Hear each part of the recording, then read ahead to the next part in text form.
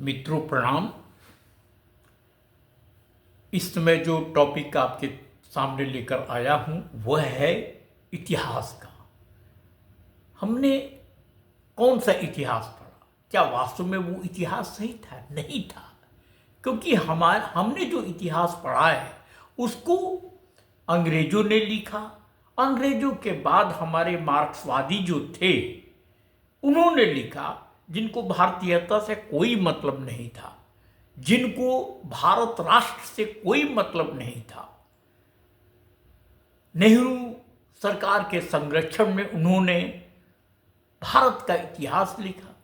तो इसलिए हमें जो मालूम है वो अधूरा है, वो पूरी तरह से सत्य नहीं है। आज कोई नहीं कह सकता कि हमारा इतिहास किसी खास वर्ग लिख रहा है।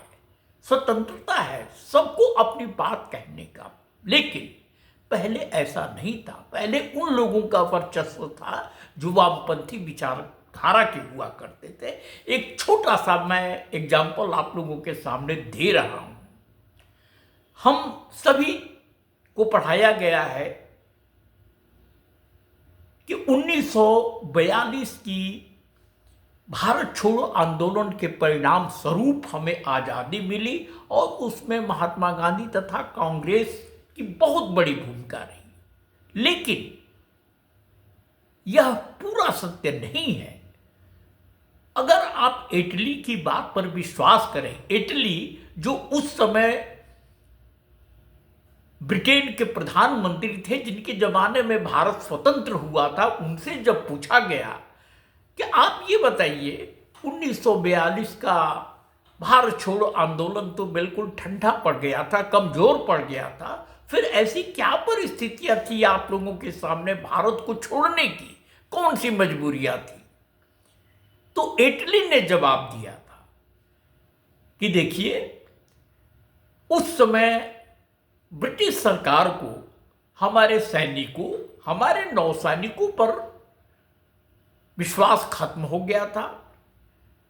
भारत के नौसैनिकों, भारत में जो नौसैनिक और हमारी सेनाएं थी, उसकी वफादारी ब्रिटिश सरकार के प्रति कम हो गई थी। वो हमारे नेताजी सुभाष चंद्र बोस से प्रभावित हो गई थी और इसकी वजह से अंग्रेजों को भारत से जाना पड़ा था। ये हमें बताया नहीं गया। ये बातें अब आज आ रही हैं और इस बात का उल्लेख एक गोडसे ने जो बयान दिया था कोर्ट में, उसके आधार पर लिखित किताब व्हाई आई असैसिनेटेड गांधी में दिया गया है। तो बस आप इस पर विचार कीजिए और जो भी इतिहास आपने पढ़ा है उसको फिर से समझने की कोशिश करती, उसको पूर्ण सत्य हमें नहीं मानना है। बस इस समय मैं इतना ही कहना चाहता हूं आप लोगों से। हमें जागरूक होना पड़ेगा, हम जागरूक हो रहे हैं। बहुत बहुत धन्यवाद। प्रणाम। जय हिंद।